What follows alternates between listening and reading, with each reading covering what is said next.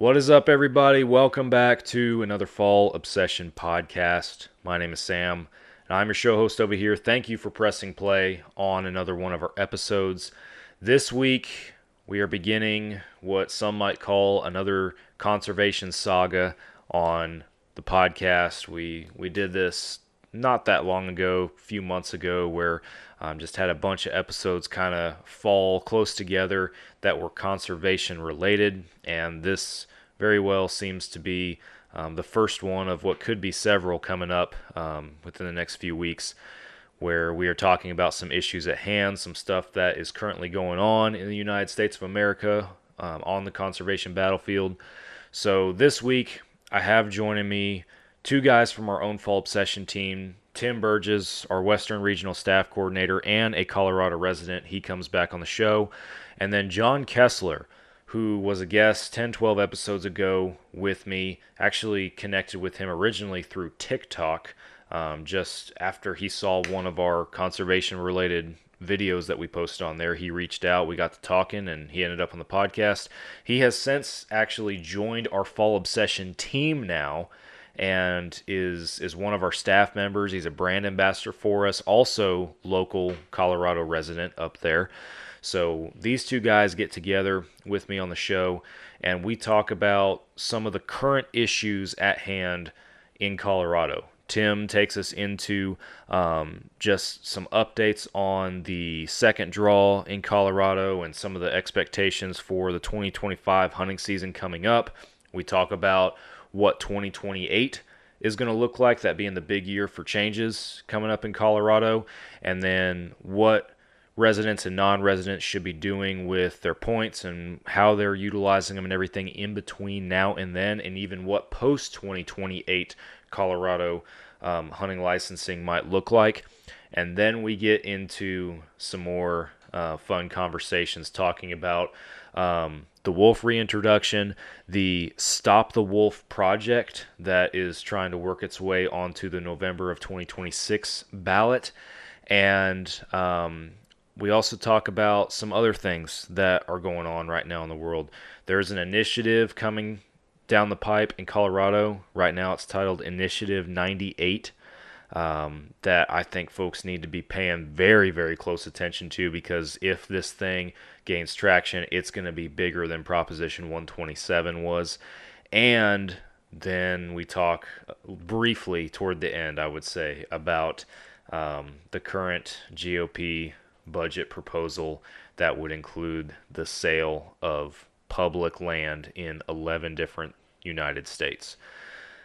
A lot to unpack in this podcast, and definitely an episode that every hunter out there should tune into and pay attention to, regardless of if you are a Colorado resident or not, regardless of if you hunt Colorado or not.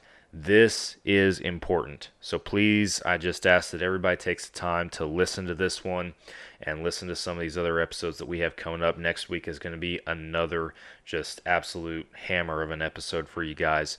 I'm excited about it. I can't wait.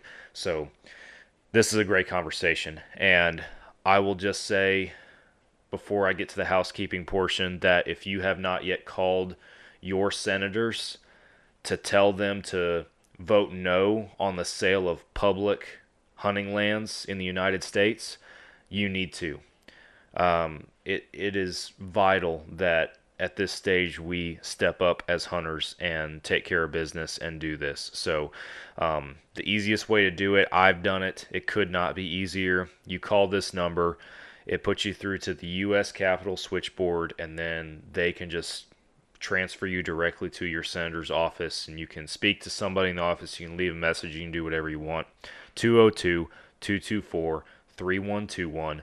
Call your senator and tell them to vote no on the sale of public lands. It's important and needs to happen, and every hunter out there needs to step up. All right, so for the housekeeping real quick, so that we can get Tim and John in here and get to this conversation. Thank you guys again for listening. If you have not subscribed to the podcast, please do that. We put out episodes every single week on all major podcast platforms, YouTube, Carbon TV, Audio versions drop on Mondays every week. If you like watching the podcast videos and tuning in that way, the video versions of our show hit the YouTube channel on Thursdays. Be sure you guys are subscribed to that YouTube because we have some other hunting shows, other podcasts, our films, gear reviews, all that kind of stuff. It also is on the YouTube, so plenty of awesome stuff for you guys to check out over there. Go to fallobsession.com. That's the website. That's where all of our content filters and streams through. You guys can check it out over there. We also got some apparel that you guys can pick up to support the brand. We got some new designs that are fixing here in the near future to hit our store too. We have some of our own team members working on some new concepts for you guys, and I'm really excited to launch them. It is going to be awesome. Social media, wherever you are active, Fall Obsession is probably there too. Facebook, Instagram, Twitter /X, whatever it is now. TikTok, we are on all the major platforms, so make sure that you guys are following Fall Obsession. And last but not least, Carbon TV. If you haven't heard of it, go check it out. It's like Netflix for hunting, except it's free for you guys. You don't even have to set up an account or give them your information or anything. You can just start streaming hunting shows, podcasts, films, all sorts of different stuff. Hundreds of different productions that are on there for you guys to stream on demand. You will find 4 different Fall Obsession produced shows on that platform. This podcast, our staff-inspired video podcast series called Couch Chats, is on Carbon TV, as well as our 2 different hunting shows, Texas Dirt and Midwest Mindset. Again, guys, it's Carbon TV. Go download the app, pull it up on your computer, put it on your smart TV, and start streaming today.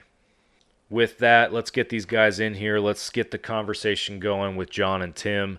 You guys are listening to another Fall Obsession podcast. Oh, you got her, dude. She's down. Let's go. Dude, I just shot a deer of a lifetime. Freaking smoked him. One with nature, and if you're a believer, one with God. Definitely gets your heart pumping. Boy, you are in trouble. Fall Obsession Podcast. What is up, everybody? Welcome back to another Fall Obsession podcast episode. I'm Sam, recording with a couple of our own team members here at Fall Obsession. Western Regional Coordinator Tim Berges is back with us. Welcome back, Tim. And good to be back. Thanks for having me. Absolutely. We also have a returning guest and now one of our team members, John Kesler, with us. John was with me 10 or 12 episodes ago. Have a unique story, which we hit on in that episode as far as, connecting with you over TikTok, John, and everything, and ended up in a podcast. And now you have since joined our team and are a part of the Fall Obsession brand, and we're happy to have you, man. And yeah, I'm excited to have you back on here. 2 Colorado residents. And that's going to obviously encompass a lot of our conversation today. So welcome, guys. I'm excited. Thanks. Glad to be here. Well, to kick things off, I want to we got a lot of stuff to talk about with Colorado specifically. As I just said, you guys are the subject matter experts, the residents over there. I want to start by talking about the Colorado second draw. And Tim, for our listeners that are new to the podcast or might not have caught it earlier in the year, every year you come on and do an episode with us, in February or March, somewhere in there, about the yearly draw applications and kind of some of the changes that happen from year to year in Colorado. So this is kind of to start following up on that as far as what do we got going on in the second draw right now for 2025. Yeah, so basically it's whatever didn't get picked or people didn't pay for from the first list.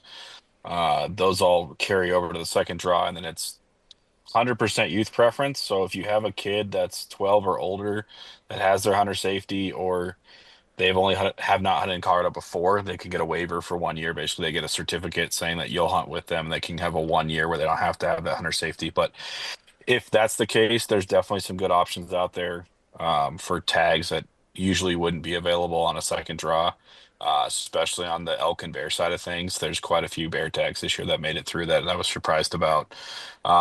Basically, draw opened up Thursday, if I remember right. a couple days ago. It'll be open till the 30th at 8 p.m. June 30th, that is. So make sure if you are going to put in, you do it sooner rather than later. Don't pull a Nick Powell.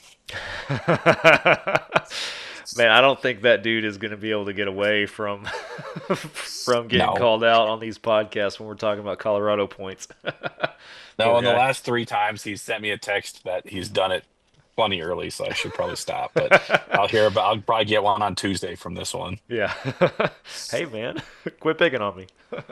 Cool. Well, is there anything else relevant to that from either of you that is interesting or that residents or non-residents should be specifically looking out for or paying close attention to when it comes to that? I don't really think so. I mean, like I said, there's a couple additional bear tags, and then a bunch of the like new non-resident archery elk tags made it through. So if you were like, oh, I'll just do over the counter, and like, of course that went away. But now, like, I think like 60 or 70% of the draw units for non-residents all went through on archery. So you could probably scoop up what you were going to go do anyways if you just look carefully and do that. You still have to have a license and everything. So that's kind of the one downside versus over the counters. You didn't have to have your hunt qualifying license, so your small game and that kind of stuff. So you are still paying your $100 or whatever for that. But I mean, you can get the hunt you want now versus waiting and praying that it's there in a month and a half. So Gotcha. Well, makes sense, man. Well, yeah, I'm glad to recap that and look at that a little bit more real time. As we're moving throughout the year and everything. And I can't remember. Sorry if you mentioned it or not, but June 30th, 8 p.m. Mountain Time is the deadline, right? Awesome. yep. Well, good stuff. So some of the more meat of the conversation, everything that I want to transition over to, and this is relevant. I've had, I think, several guests, and I think y'all two included previously on this in some capacity, talking about just the trends right now in Colorado and the direction that some stuff is going, and 2028 being that big year on the horizon, if you will, that folks are kind of watching and paying attention to and everything. So to kind of recap that, start if y'all don't mind. Why is 2028 for listeners that didn't catch previous episodes? Why is 2028 a big year for Colorado? You want to take this one, Tim? Yeah, I can. So 2028 is when so Colorado does a 4-year license cycle. So what I mean by that is every 4 years, the rules like for future licenses change. So they just changed it in 2024, starting in 2028, where units are going to be drawn 50% by points and 50% random. Whereas they've always been 100% by points. And then so if you didn't have, what the number of required points, you didn't get a tag. They're flipping that to kind of be a hybrid. Basically, you just throw your money in there every year and you either get it or you don't. And there's no way to improve your chances. And so a lot of people with, say, 10 to 20 points are dumping points between now and 2028 because it's not going to make a whole lot of difference. Obviously, if you're like 1 or 2 points from the max, you'll probably still end up keeping them and riding this out and trying to get that best unit with max points. But for everybody kind of in the middle, it doesn't really make sense to ride it out, other than unless you're like like if you're like that unit only takes 8 and you have 7, like maybe it would make sense to ride it out. But in general, it makes sense to dump either this year, next year, or 27. I think the longer you wait, the more people are dumping. So I gave the advice when we did our podcast this year, dump now because you'll have less people dumping in 25 than there are in 26, and less yet than 27. So I would say if you didn't dump this year, get your checkbook in order to be able to dump it next year and really have a nice, a hunt out of it. Make sure you commit to hunting the whole season, all that kind of stuff. To get it figured out with work a year ahead of time and all that you need to do to be able to use your points wisely, but also have the hunt you're really looking for as best you can, kind of with that in mind. Yeah, that was going to be one thing I was going to touch on and dive into a little bit was, and you kind of mentioned it too, the longer you wait, the more people are going to be dumping points, and that was kind of going to be my question, I guess, my inquiry was, okay, if you wait until 2027 and you have all these points, is that going to skew the chances of getting drawn just because of the number of people that waited until 2027? Just thinking that they would, in their minds, build up as long as possible, and 27 right before 28, let's dump them all right now and get a nice hunt. But everybody and their dog's doing that. So that was, I guess, going to be my question: is do you foresee the chances of being able to get your tag and everything being skewed compared to what they would be otherwise? Yeah, I think so. I mean, one, guys always do everything last minute. We all know that. We're all hunters. We all blow everything Yeah. off to the last minute. Getting your wife on board to drop, especially if you're, East Coast guy or whatever, and you're coming out for your first elk hunt and you've been building for years just to be able to do it.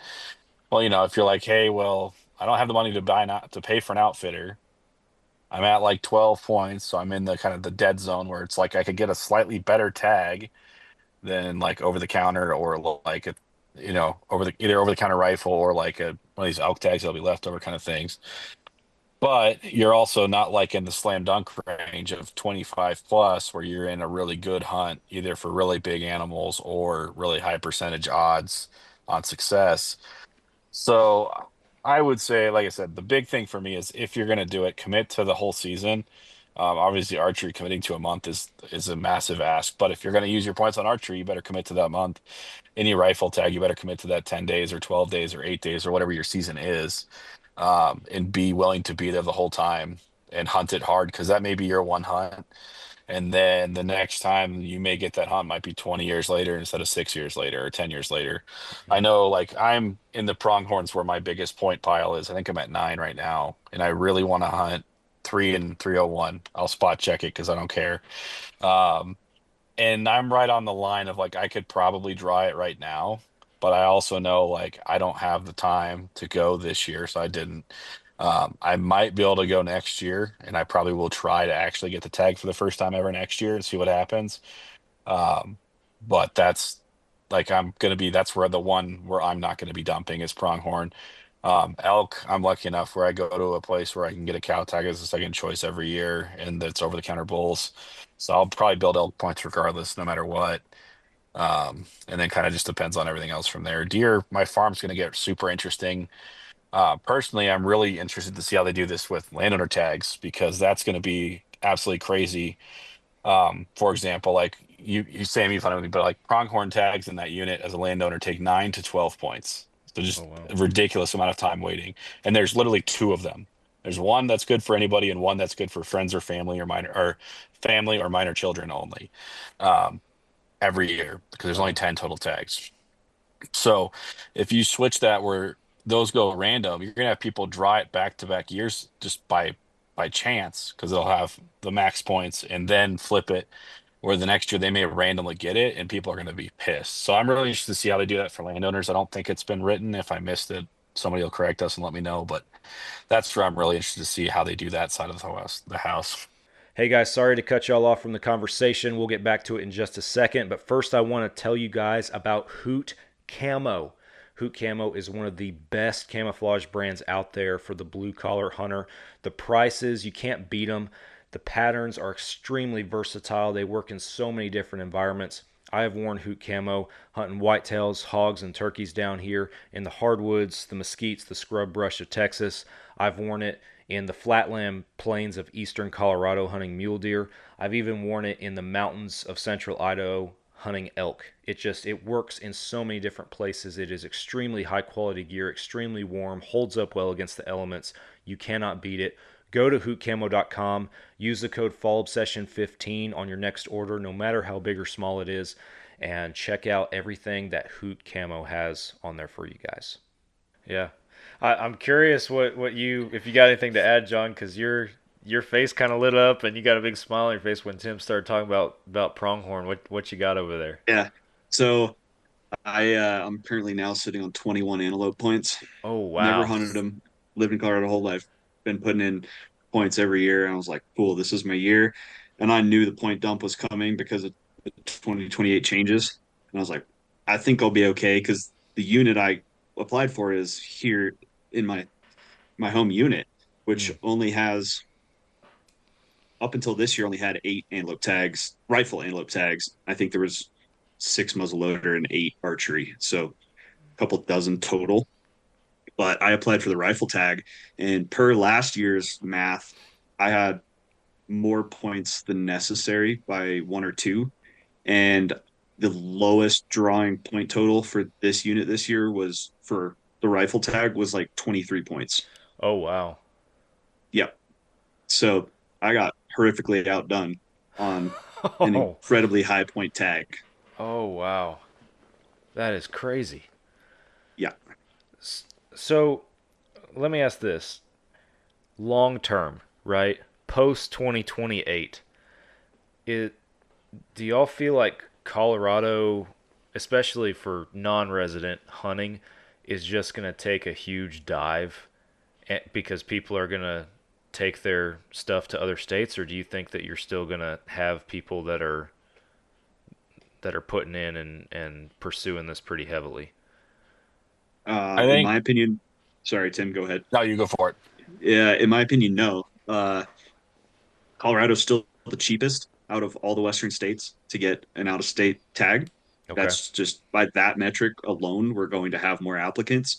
And be with the 50-50 split on tags, even for non residents, which are only going to have 25% access to tags, that still gives non residents a chance at those really nice high point units now, because half the tags, half the non-resident tags now are going to be going random. So Yeah, that's your true. chances are low, but you might as well apply. In worst case scenario, you get a point, and if you sat on applying for a high point unit for 5 years, you then have 5 points to use on a low point unit, and you can go hunt. And next year, you keep applying for that high point unit, and you never know, you might get lucky. Yeah, I was gonna say, I think it's actually gonna make it more marketable, to be honest. Like you said, low cost, but also, so like let's say you draw it, I'm gonna spot, but everybody knows unit 2 for elk is the unit. Like it's a max point unit every year, and max guys don't draw it every year because there's that many applicants with max. If you drew, so by the math, you'd have a like 12% chance. I think there's 10 tags. So we'll say 1 or 2 tags as a non-resident. So we'll say one of those goes by random every year. You could draw that as 0 points on the first year. I would put in for that as a non-resident every single year. And if you randomly got that, that'd be the best best present ever. It's the same thing like like the comparison that I would make is New Mexico's, if you were to go hunt oryx or gemsbuck, whatever you want to call them, on the Sands Missile Range, it's like a 1 in a million chance to get that tag. But it's like almost guaranteed you're going to shoot a really, really, really nice oryx every time. But it's totally random. So there's not like you just because you drew it last year doesn't mean like it's once in a lifetime if you get the true one, but there's a broken horn that you can draw every year. There's guys that'll draw the broken horn 3 years out of 5 years. Oh wow. So I think it's going to make Cardo more marketable in a lot of ways. I think it's gonna piss off probably like the say 15% of people who've been putting in for 30 years and now aren't going to get those tags. But for the average guy, say 25 and under or 30 and under, who might have a total of 10 points, like if they've been smart and been paying the money and whatever, for them it's great because you have a chance now, especially if it's your buddies are going to go for the first time. You're never going to draw as a group. That's the one thing I will say. Like never again put it as a group. It's always Yeah. screwed everybody I know who's done it to start with, but it will never work again. No matter if all of you have max points for like a unit that's like way below, it's not going to make any sense to ever put in for as a group ever again. But if you were, if 3 of you put in and 2 of you get it, especially if like you're not even close on the points, like that would be a game changer. Y'all are so. This just rolls off y'all's tongue, and I'm over here in Texas, just like my brain. My brain is just spinning, like trying to keep up over here. So sorry, I'm trying to compute. I don't have the bandwidth sometimes. It's I'm grateful for guys like y'all that have that live and breathe this stuff and know it very well. So, but Yeah, we don't have MLDs to worry about, so yeah, there you go. that's your guys' hard stuff. Yeah, every state has their own set of problems, man. We got ours. Yeah, It can be easy, it can be hard, it can be dumb all at the same time. So, for sure. so what else about 2028 or the 3 seasons coming up leading into that is pertinent, relevant stuff that we really need to keep in mind, or John, you as well. You're a hunting and fishing guide in Colorado also. So if you have any unique thoughts or opinions or advice for anybody on this situation too, regarding what they should be keeping an eye out for. Think for anybody, and well, I just got started a new job, so I'm going to be doing a little less guiding. But I know the outfitter I was guiding for, I believe he lost a bunch of clients this year because of this essentially overnight point creep. So if you were told by your outfitter that you should draw next year, uh, take that with a grain of salt because it changed a lot. Like we said, I think everybody started that dump this year for sure. And what should have, would have been a 2, 3, 4 point tag for a non-resident is probably now 5 or 6, at least for the next couple of years. Don't quote me on that, but I know it shifted the balance, and he lost a lot of first rifle hunters this year for sure. Mm, Um, on the other hand, if you got lucky and drew the tag, talk to outfitters in the unit because the guys they were planning to have may not be there. yeah. So there could be a bunch of open slots. Oh, that's a good point for Yeah, and sure. kind of on that too, landowner tags are going to be, I think they're going to be more available than they have been in the past because guys are usually like, well, I'll pick one up after I already have, like, they'll pick up their landowner deer tag after they draw their elk tags that they have land access. There's what a lot of guys do where their outfitter will have some. I know, like, especially out east, like, there's way more available right now than I've seen in a lot of years. They're going to be more costly, I think. I know my unit, the price went up a lot. Sam, your tag is $8,500 going right now for that unit. Are you Um, serious? yeah, that's going rate Oh my with gosh. 160-acre access is Oh my. 8,500 for that tag. Well, you're making me So feel like a king over here now, man. Golly. yeah, it's nuts what's happened with mule deer archery tags. Mule deer rifle tags have always been nuts, but I mean they're over 12.5 now or better for in late seasons, even more than that. But Holy cow. it's crazy what's going on out there with those tags. Wow. Well, I'm grateful for the invite when it came and the opportunity for sure. That's crazy. And kind of on that note too, before we head into some other larger topics, I know on the notes and kind of some of the stuff that you guys sent me prepping for this podcast was, just season expectations for 2025, and specifically Tim, in your notes you talked about, um, and it of course just went off of my screen as I Yeah, started mentioning it. I mentioned But two things. Well, Northwest Colorado, yeah, so like 301, 2, all those units that everybody loves, tons of elk, are finally rebounding. They're not good, but they're better than they were. I mean, they're still some of the best herds in the country, but they're not the massive herds they used to be. So those are finally on the uptick. I also think I know points creep up there crazy. Like I said, my pronghorn dream up there is probably crushed, at least until 29 or 30, till things settle out. But mm, um, it's for elk and stuff, like should be able to draw with 1 or 2 points versus like 0 or 1, for cows, second and third. But the herds are finally rebounding. Deer is still up there is rough, but you'll still get some small bucks, but nothing massive like there used to be. As for out east, the whitetails have really kind of not overpopulated, but they're starting to push out mule deer and make a lot of dents. Anywhere east of, say, Fort Morgan. Um, so it's just a huge difference there. We're getting a lot more whitetails, and they kind of push the mule deer out and mess things up there. you have any more whitetails up at your farm? We're seeing more. We got some well, not trail pictures from my uncle of them in our draw just a week ago. So we're seeing a few more. Um, Getting some really terrible antler growth, but we'll see. It's not been, it's been dry and then it got wet, so we'll see. It's been wet for a couple days.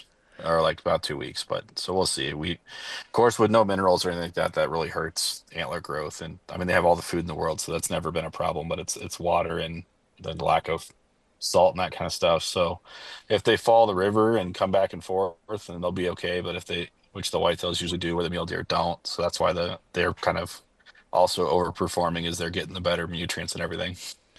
I don't know if you're ever gonna see antler growth like that one you killed out there that one year, man. That dude was insane. Have you Yeah, seen this palmated. deer, John? Has he shown you the picture of this deer? No, I haven't seen pictures of that deer. Tim, you'll have That's to send it to him yeah, after I'll this send it to him. episode. Yeah, This dude, this that's super he's palmated got like craziness. an 8-inch That's inside spread, but the deer taped out at like 168. Like that's just wild. freaking Yeah, palmation and points going everywhere, man. Just yeah, absolutely it's incredible deer. Yeah, yeah. He Huh. was a special buck, special little whitetail. yeah. Oh, that's cool. There's some giants hiding up there in northeastern Colorado in the Burgess neck of the woods. So yeah. It's one thing I haven't got is a whitetail doe or a whitetail buck. Ever or It's on just my in list Colorado? ever. Oh, really? My first deer was a whitetail doe out northeast Colorado. Um, Mule deer bucks, bull elk, cow elk, mule deer does.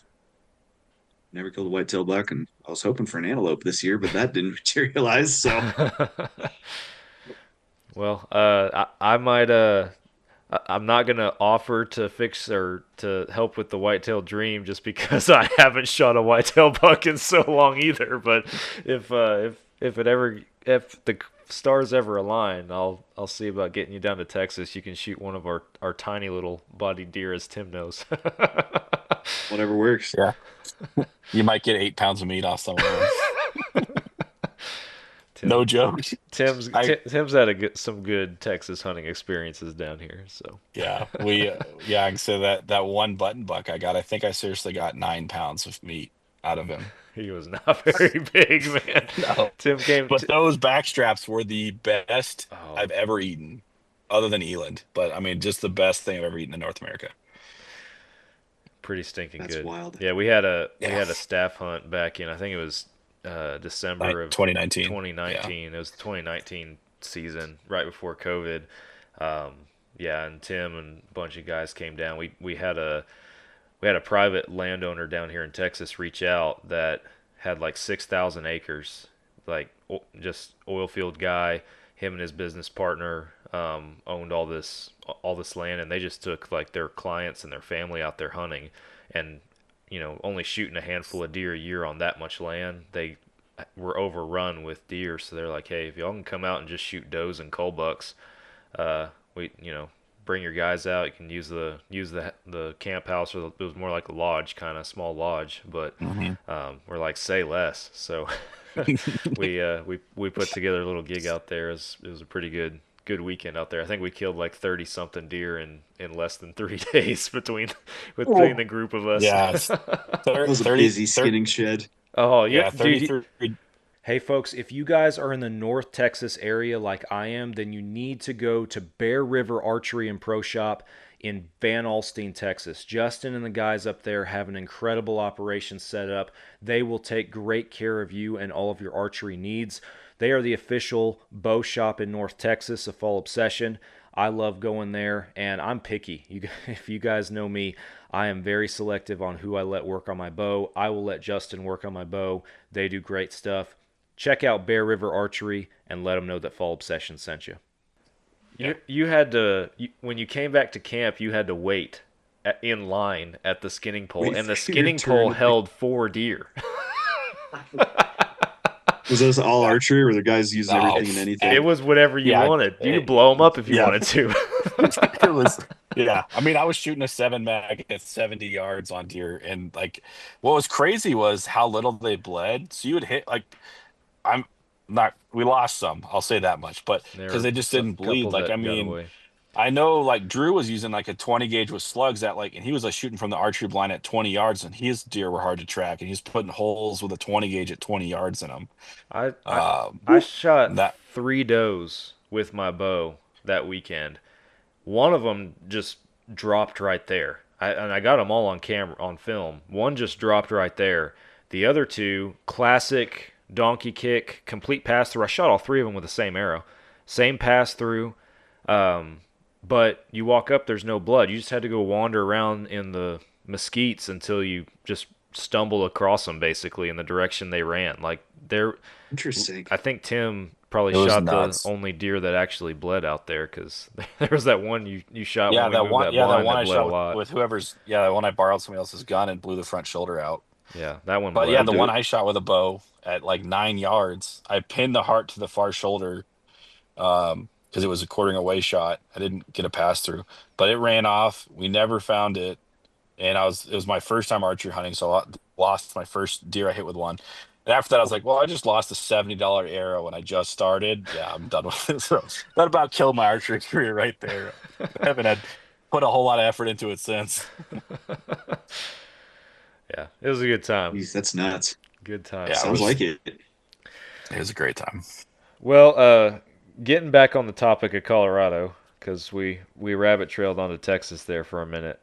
Um, we John, you and I have had some conversations on here about this before, or the general topic that is, and it's kind of what, like I said at the very beginning, what started our introduction, everything on social media was the wolf reintroduction in Colorado, and specifically bringing up for the sake of this episode, the Stop the Wolf project and its quest to get on to the November of 2026 ballot. Tell us a little bit about that and what that looks like and pros, cons, thoughts, concerns, all that kind of stuff. Yeah, so the current version is it's called Initiative 13, and they're gathering signatures now.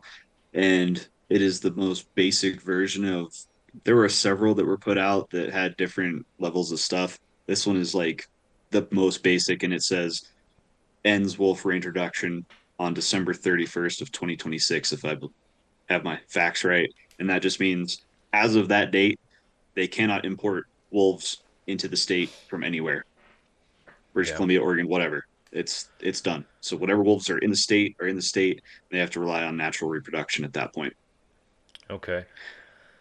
So I guess my question is because on one hand it's like okay it stops the reintroduction, but by November of 26, at what point is this quote unquote wolf reintroduction process in at that point, and is this really gonna do any good? Well, so initially I was skeptical, and when we last talked, I wasn't a big fan of it because I felt like the resources and time and effort could have been better placed. But we would be at, I don't know, 30 to 40 wolves, including natural reproduction and whatnot.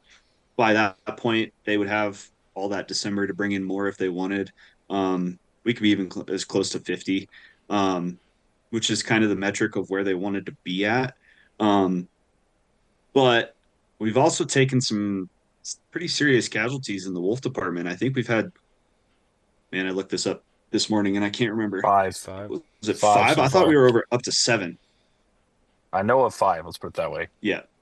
There was one that went way north Wyoming. It got shot by aphis for eating a bunch of sheep.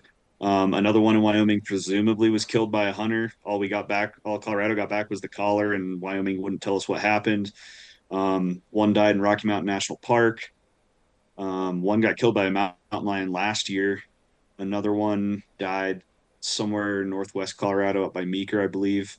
And then just 2 weeks ago, CPW killed one of the Copper Creek Oh, that's right. pack juveniles after it met the metric of chronic depredation, which theirs was, I think, 3 confirmed events within 30 days. Oh And it wow. happened Memorial Day weekend. It killed the, they're not sure it was that exact wolf, but it was that pack, at least one in that pack that they removed the one from. It killed, I believe, 3 calves just Labor Day weekend or Memorial Day weekend. Golly. And so the CPW removed one there. Um, so it's also pushing the metric of where they have to reevaluate the whole program because there are enough losses between the one migrating to Wyoming and getting shot, the one that's just naturally dying for whatever reason, which we don't have any of those autopsies or necropsies back. So I'll be interested to see if they get mixed up with a mountain lion or they got hit by a car and wandered off or what it is, because that would tell a lot. And if starvation happens to be one of those metrics that shows up, then I really think they need to reevaluate the whole thing. So, Yeah. um, yeah, it's an interesting point in the whole process. Hmm.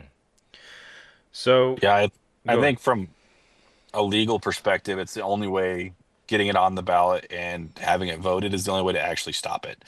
Hmm. Because the way the current ballot initiative that passed was written, they will continue to reintroduce to get to population levels, no matter the cost.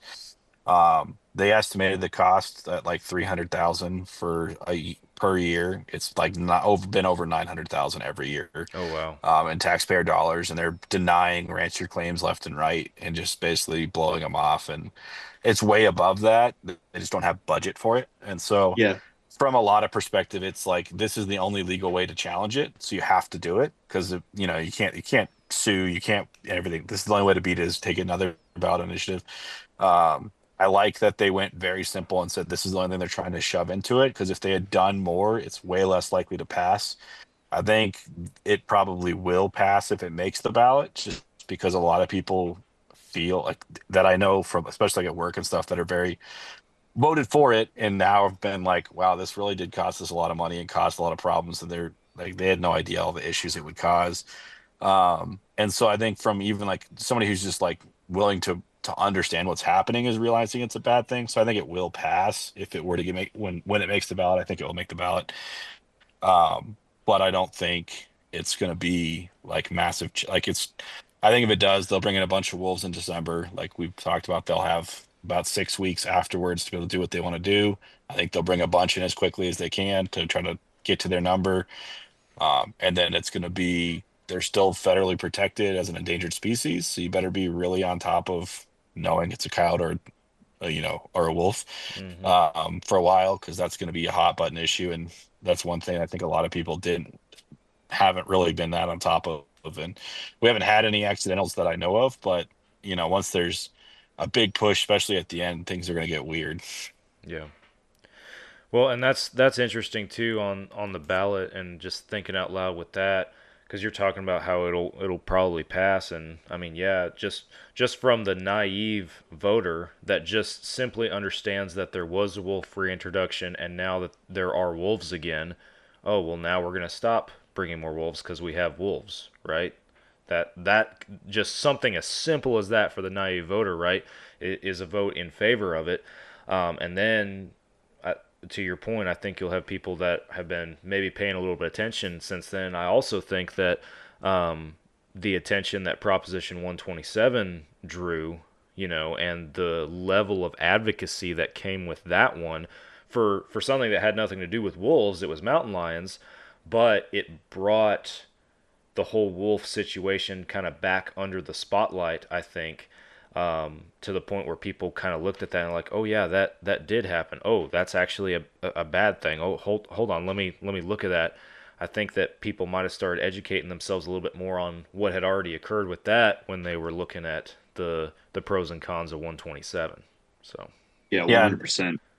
and I it think barely it's passed to start with. yeah, Sorry, I think it was like 50.4 to 49.6 that it passed. So it passed by like 100,000 votes. yeah. So you can swing that much by just the who votes this time. So Hmm. I think, like I said, I think it'll pass. I think it'll make the ballot. It's just a matter of getting it to that point, being committed to it, and helping it out where it can. Yeah. yeah. So, so what would, in y'all's mind, as Colorado residents, as guys who are very, very tuned in and conservation minded and avid outdoorsmen in that state, um, if the wolf reintroduction is halted, what would be the next steps after that in your mind Colorado would need to take to continue to trend in the right direction with this situation? What I It's would a tough love, one. but it's not going to happen, is a constitutional amendment to protect the right to hunt and fish. It's not going to happen. It's a pipe dream. Let's be real. Colorado will not vote that in. There's the flip to that is going to try to be on the ballot at the same time. I know it's our next topic, so I'm not going to dig into it too much, but basically the opposite is also trying to happen. So I think that would be the pipe dream. Do I think it's realistic? Is no. I think keeping the wildlife control in CPW's hands is huge. I think that needs to continue to be that way. I think people need to speak out against appointee commissioners and be more vocal there. We're getting a lot of potential commissioners that are going to be garbage, and not sportsmen. So that's where we need to keep the laws the way they are, and that could all change. That's all going to be up on the future ballots, I'm sure, or in the state house. But you got to be vocal on these issues and speak out and put your money where your mouth is and get some things done. Yeah. As far as wolves go, in my opinion, I think the two best things that can happen would be the federal delisting. That'll go a long way. I mean, we're not anywhere ever going to be close to hunting wolves in Colorado, but I think that will help immensely in any potentiality for that to happen. And I think, I don't know, there's got to be some change to this just legislative nonsense because there's a lot of things like wolves in the Northern Rockies, grizzlies, all that. There's been constant pushes to delist them, which, yes, means hunting seasons potentially, but the litigation over years and years and years of people trying to stop that versus people trying to get it passed, that's just where Colorado's headed. So I don't know what the solution is to head that off, but that's got to be something to consider. Yeah. Interesting. Yeah, Well, and personally, I think delisting would be great, but for nothing else than it would give ranchers a little bit more lethal controls Yep. availability. I don't think we'll ever be allowed. I mean, lynx was the perfect example for Colorado of what has happened, and it's still listed. They've been here since the 70s or 80s. They introduced not a ton, but some down in the southwest Colorado. They've migrated as far as Breckenridge, which is 220 miles away. hey guys, Trophy Edits is a Fall Obsession podcast partner. We all have mounts on our walls that represent a significant moment, a significant harvest in the woods for each and every one of us, and photographs can do the same. I'm sure you guys have pictures from years past, hunting with loved ones or being in the woods with family and friends that also represent those big moments. And what Trophy Edits does is they showcase those moments for you guys, just absolutely make your pictures explode and to the level that you guys can put them on the wall and also have that memory forever represented in your home, your office, your man cave, whatever it might be. Give Trophy Edits a chance to do the work for you guys. And again, they make those pictures just absolutely awesome with their professional team of editors. So go to Trophy Edits website. The link is in the podcast description. That lets them know that you guys came from us. And use the code FALLOBSESSION at checkout to save you guys some money. Lynx travel a long ways, but still 220 miles is not it's been 40 years. They move. Yeah. There's not a huge population. They haven't destroyed anything. Do I think wolves are more destructive? Yes. But they put a lot more money and time, and the lynx have been here way longer. So I think even if we just get to a point where it's like the lynx, where they're listed, we're not putting any new ones down, they're protected, everybody knows the difference, call it good. I think that would be a realistic happy medium for where we could get to. I think a hunting season's a pipe dream. I think anything beyond that is just unrealistic in Colorado. 100%. Well, good insight for sure. I was curious, just again, kind of thinking a little futuristically there, but definitely paying attention as the years continue to roll on. So you alluded to it a little bit, Tim, as far as some other topics that are coming up, but the next one that wanted to mention, or that you guys also want to discuss, and we might not dive too deep into it because as we talked in the pregame, some stuff still has to form, but Initiative 98, what's that? Go for it, John. That is, oh, hang on, that's the wrong document. All right. Initiative 98 is the Wildlife and Ecosystem Conservation Commission, which, sounds rather benign. But if you start digging into it, um, like my two biggest issues with it are it provides a alternate agency or a replacement agency for the CPW Mm. potentially.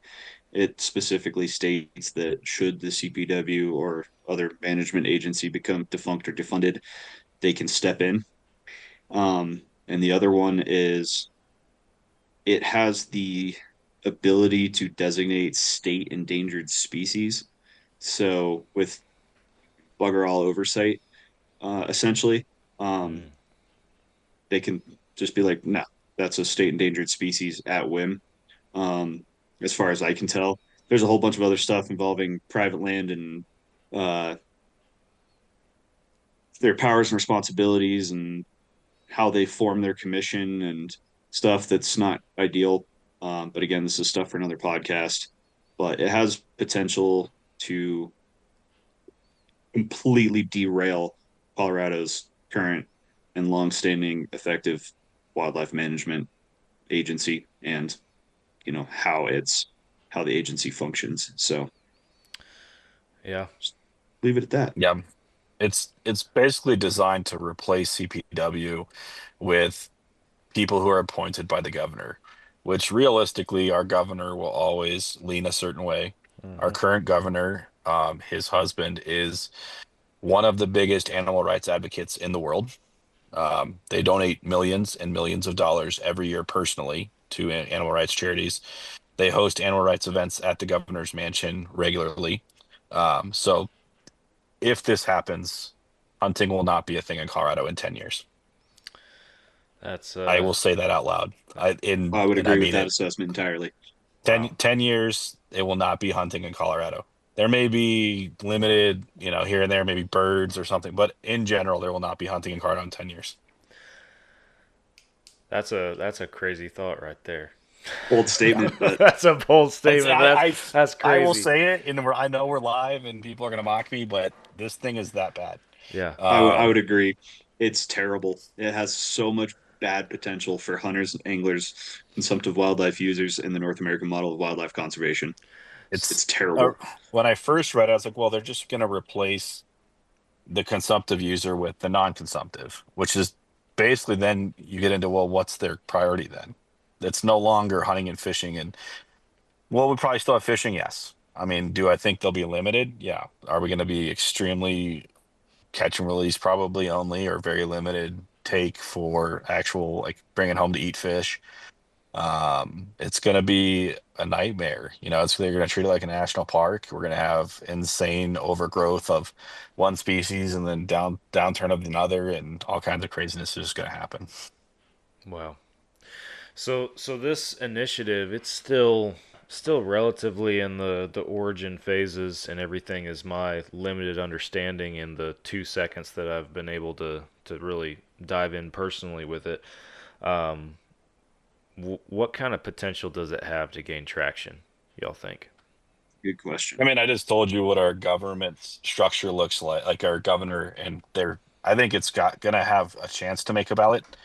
I think its goal is 26. If the Stop the Wolf makes the ballot, I don't think it makes the ballot. If Stop the Wolf doesn't make the ballot, I think it will make the ballot. Um, I think a lot of people aren't going to understand what it says because it's written in governmentese to the max. And so I could see it passing, but I also know like if it gets there, I mean, Army F and everybody else, there it's going to be $1 billion spent in propaganda, I hope, in Colorado. And I mean a billion with a B by pro hunting groups. SCI better be dropping 100,000, several million.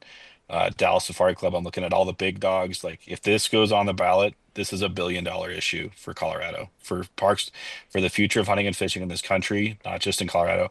This is $1 billion issue.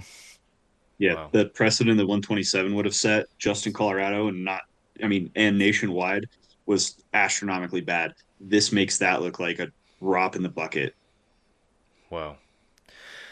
I have a question, and I'm trying to think back in my mind. If I believe this was Colorado, wasn't there something not that long ago that was like a language change that got nixed, it didn't go anywhere, but it was proposing like a language change that would allow for the eventual elimination of hunting in Colorado. Was that recently, like last year or something like that? That I know what you're talking or about. maybe in the spring of this year. I forget the number on that. I think it was an original, like one kind of, this came out of that, if I remember right. Like this Okay. became the evolution of that. Yeah, But what it was going to change is going to change the commissioner board, which I don't remember the number of spots. So I think it's 7, but don't quote me. It was going to change it where they could have majority non-consumptive, which now I think it's limited to one non-consumptive spot or something like that. I don't remember enough, and I haven't researched enough. But Yeah, that just popped in basically, my it's head. going I to didn't change write the it down. it was going to change the commissioner board makeup um, to where they could add more non-consumptive focus to it, which would not it wouldn't be this extreme because they would have limitations still, and CPW would still be in charge, but definitely there'd be a lot more limits in general on everything. There'd be way more, research into what does hunting one elk do to this population and crap wasted money there, and Hmm. it would probably dry up CPW's budget in a bunch of BS studies that do nothing, and really hurt enforcement and possible, everything else they do. Yeah. Wow. Well, not to dwell on it for super long, because I think as one or both of you have mentioned at this point, like you could make a whole podcast out of probably out of the nitty gritty details of this and the long term potential. But it's definitely something that every hunter should be paying attention to, and I'll take the moment to just get on my soapbox as I've done before and just say it doesn't matter where you live or where you hunt, you have to pay attention to stuff like this, because if it can happen in Colorado, it's only a matter of time before it can creep into neighboring states and then other parts of the country and then your state. And yeah, if you give them an inch, they're going to take a mile, right? So this yep, is important stuff for yeah. sure. It's Colorado's been the punching bag for the last decade on this stuff, That's so it's insane, man. It feels even like it's longer than that. constant. It feels like It it's is. It's constant. Colorado is the forefront of it, like nationwide. I mean, Washington has its issues, but Colorado's been consistently dealing with this. So if you're going to donate money, do it now. Well, but on the positive side of all of it too, I do think that 127 also is somewhat of an example of what the conservation community and what these conservation organizations and the people that support them, what they can do, Oh, because absolutely. Yeah. that had the potential to go very negatively. And I don't even remember what podcast it was, Tim, that I recorded with you, but I remember doing an episode with you in the early stages, like before the 127 vote, and you expressed on that episode some reservations on, man, it's just this is just going to happen, not and that was just how it was. I mean, we're already looking at what happened with the Wolf Initiative before that and everything, and yeah, it's just now they're gonna take mountain lions and everything, and I think it showed that hunters can step up, these conservation organizations can step up and actually put their money where their mouth is and get some stuff done. Is that going to be the biggest battle they're ever gonna have to fight? No, it's not. And I mean, what we're talking about right here would be way greater in my opinion. And you're talking about literally millions and billions potentially of dollars. It's like, okay, the we've won a battle, but the war is way ahead of us still. And but I think it's an example of the potential that the community has to win this stuff and protect what we love as hunters and outdoorsmen. Yeah, and one thing on that I've noticed. So, as you know, Sam, I've gotten a lot into the fundraising side of nonprofits now with my new side gig. Yeah. I won't get into it too much, but 127 drained the pockets of a lot of conservation orgs, and Oh yeah. most of them have not been able to replace it. The banquet space in conservation organizations right now is so dry. Mm. I go to between 1 and 3 banquets a month, and they're making like 30 to 50% of what they made last year in a lot of cases. Oh wow. So if you have extra money, which nobody does, let's be honest, I know I don't, to go and even just give a donation of $10 or buy some extra raffle tickets or whatever someone is doing that helped out. Do it. Carter Houndsman really took on that 127 fight, and they did a ton of stuff. And their banquet last year crushed it. Their banquet coming up this year, they're like worrying about selling it out. Mm. They've never had that problem before. They're struggling to sell tickets. Like I said, I go to a bunch. I know what things are going for. I know what the stuff I sell goes for, and it's going for, $1,000, $1,200 when normally they're going for $3,000. Yeah. So it's a massive difference in the conservation pocket right now. And that's one thing, like everybody cashed out and helped out and put in everything they had. Well, we got to be ready to do it again next year. So if you don't have the funds now, find a way to need more tax write-offs next year and donate. Hey guys, thanks for listening to the show. Hope you guys are enjoying it. There's so many different places that you guys can tune in to Fall Obsession Podcast, and one of them is the Outdoor Call radio app. Outdoors Dan from Respect the Game TV, he created an app that you can download on any device where you can stream hunting shows and podcasts on a loop every single day. Our show, Fall Obsession Podcast, plays on that loop on Mondays. That's the same day as our new publications on the other apps. And there's also tons of other hunting shows and podcasts on there that you guys can listen to. Go download the Outdoor Call radio app today. It is free. You can start streaming immediately. And be sure that you follow their Facebook page, because Outdoors Dan does some live radio shows throughout the week. And even if you are not local to those radio stations, his broadcasts are shared on his Facebook Live. It's Outdoors Dan and the Outdoor Call radio app. Go download it today. I think the upside of that was that now hunters and anglers in Colorado and everywhere are just colossally more aware. I mean, we cleared that hurdle, and for a group of people that is notoriously bad at communication and politics, I think it opened everybody's eyes. So yeah, it's a bummer that the pot's not as full, but I think that expenditure like opened the floodgates of at least everybody acknowledging what's going on. And even if it's not the money, it's the engagement. And even just within social media and day-to-day interactions, we're going to come out ahead a lot more often because because of that. Yeah. No, it's yeah, like you mentioned, it's something that if you have the extra money or effort to spare, even if it's dollars and cents, right? Every little bit helps, and it's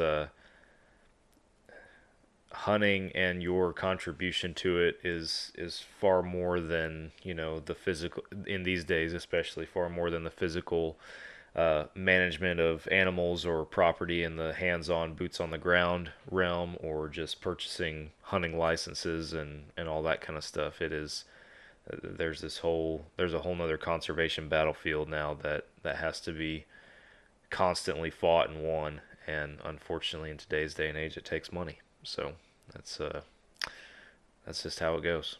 But well, the last thing, because I know we're getting close to that 1 hour mark, and another thing that I'm going to try not to dwell too long on, because I'm putting forth some effort to bring some more information and episodes, guests to our podcast and our platforms over this topic specifically. But since I got y'all here, and since it's happening right now, what about this GOP budget proposal that includes the potential sale of public lands?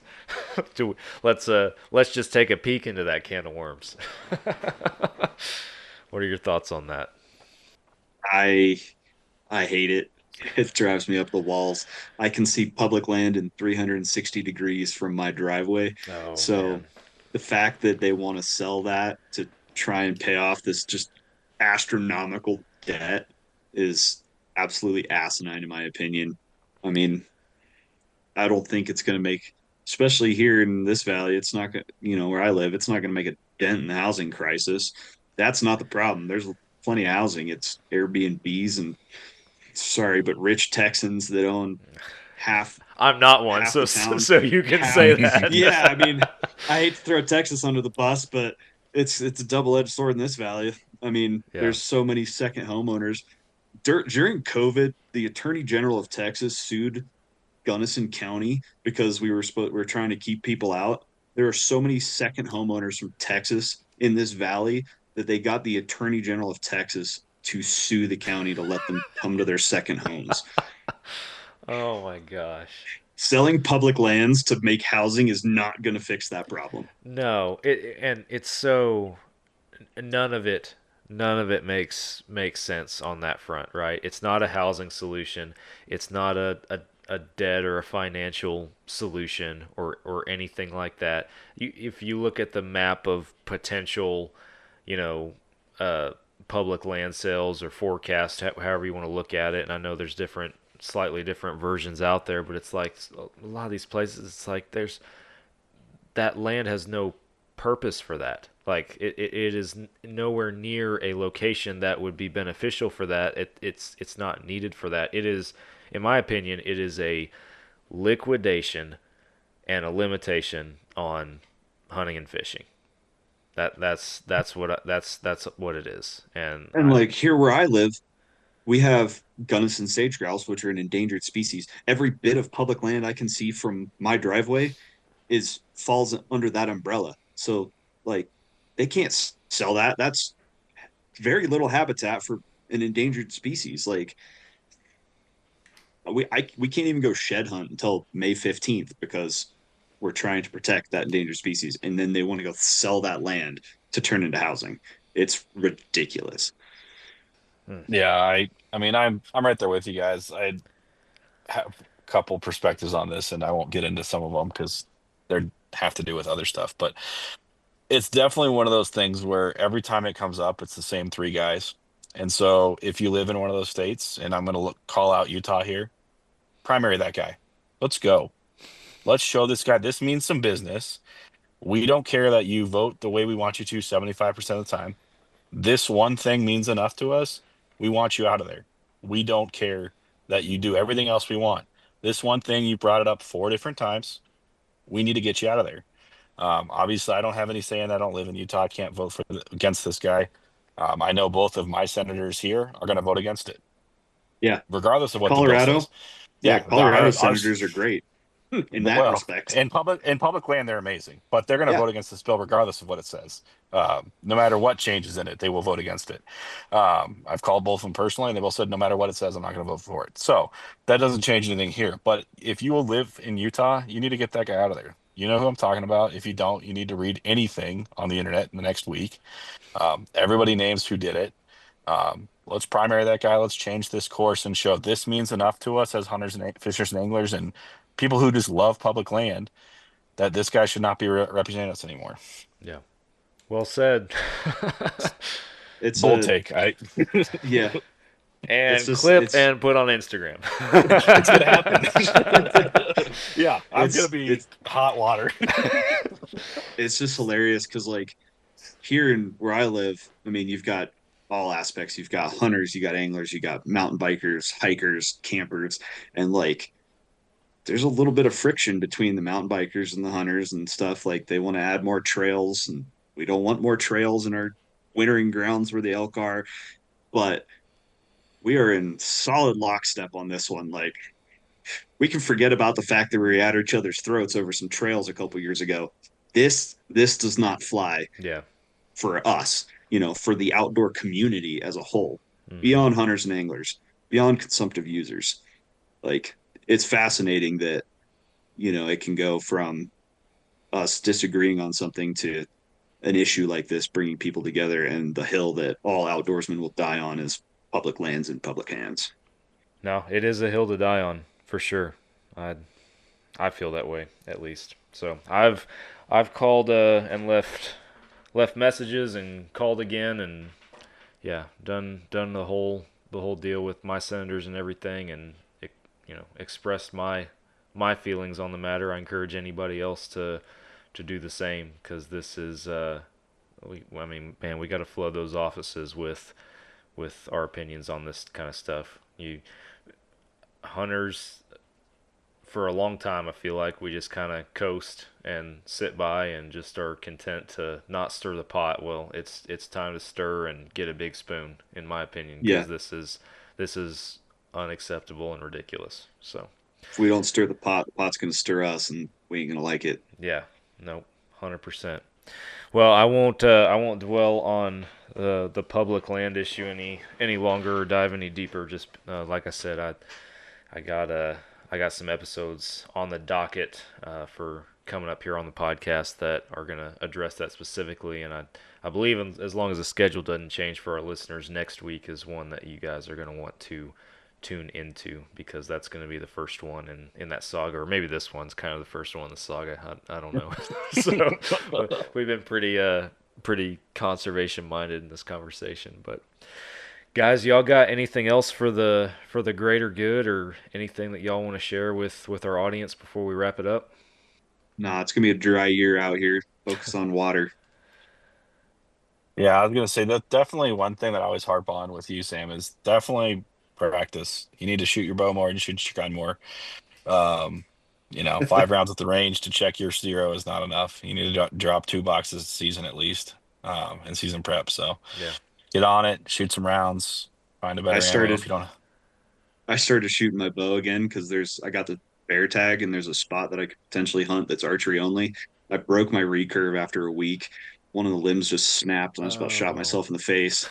And then I've broken 3 rests on my compound in the last like week and a half. Three So I'm like, rests, all right, dude. Oh my gosh. maybe I'm not gonna do a archery bear hunt. Golly, what kind of rest do you use? We're not It's sponsored by any rest, so I can ask that dude, question. it's like the Gen 1 ripcord, the Okay. little with the Y. Yeah. I snapped this one off, rebuilt it, then I snapped this one off, and now the whole thing's just like Janky. there's enough epoxy and pieces of pop can in it that yeah, I just ordered a new one. Yeah. So, You get to a point where you got to do that. Yeah. but Yeah, Tim definitely helped educate me on rifles. Just like you mentioned, staying proficient with it and taking some time on the range more than just making sure you're zeroed. Because, yeah, I've been archery only for more than a decade, so I don't normally whip out a rifle, and I can't say that I spend a lot of time on a gun range. I don't really need to with my convictions, I guess you'd say, but I've had multiple people since we did that episode come up to me, be like, "Man, I never." Of course, they hunt Texas, and the longest shot's 100 yards, right? But they're like, "Oh, I never really thought about that, or I should probably spend some more time on my gun." I was like, "Yeah, man. It's an excuse. Go shoot your gun. Go shoot your gun." So, one thing that I've noticed over the last years of guiding is, and not to throw whitetail hunters under the bus, but uh, is target acquisition time. Like a lot of whitetail hunters, you're in a blind, you're in a tree stand, that deer's walking out. You got, strictly speaking, comparatively miles of time to get that, get your heart rate down, get that time lined up. Elk are a whole different animal. If you got 10 seconds, that's a eternity to take that shot and make it happen. So practice that target acquisition, turn around, spin around, take that shot, I Get those change sticks things ready up. and going. Yep. Oh, yeah. Shoot from different positions, go from prone to kneeling to on the sticks, leaning on a tree, hanging upside down, whatever you got to do to make that practice happen. Absolutely. No, I couldn't agree more. From the archery standpoint, I'm guilty of that. I'm that Texas guy, right? That has normally plenty of time, and I definitely in Idaho last year when I was full draw on an elk and couldn't really get a good shot off that I felt comfortable with. It was like those seconds or a minute, whatever it was, that I actually was like trying to get ranged and ready to go. It was like Yeah. my brain was just freaking mush, man. I was all over. I was like, this is a lot of work. Yeah. Yeah. You'll kind of short circuit when there's elk screaming and running around and you're like, oh, I did not have So- time to get like excited and shaking and stuff. My brain was just between the rangefinder and my sight and trying to figure out where I was going to try to shoot him at. I had too much to think about. So yeah, yeah. it's a lot. Practice. Practice. Makes perfect. Yeah, a little different than crawling through the bushes. Hey, like I will say, like that one, I will wear that as one of my prouder moments for sure. I got a little bit lucky for sure, but to have that deer at exactly the right range, and when he stood up, like my pin's already right there. That was that worked out. It worked out my favor. That's cool. Yeah, that was a good feeling for sure. I was excited about that one. Well, guys, thank y'all for your time this evening. I appreciate it. It's a good podcast. I hope people get something out of it, and I hope that it tunes them in, if they're not already, to some stuff that's going on, some stuff they should be paying attention to. And I don't doubt it will. This won't be the last time that we'll probably the three of us be on here talking about something along these lines. So plenty of stuff to pay attention to coming up. So thank y'all. Thank you. Well, for our listeners, appreciate y'all tuning in. With that, we're going to wrap it up for this one, and I'll catch you guys next week for another Fall Obsession podcast. See you then.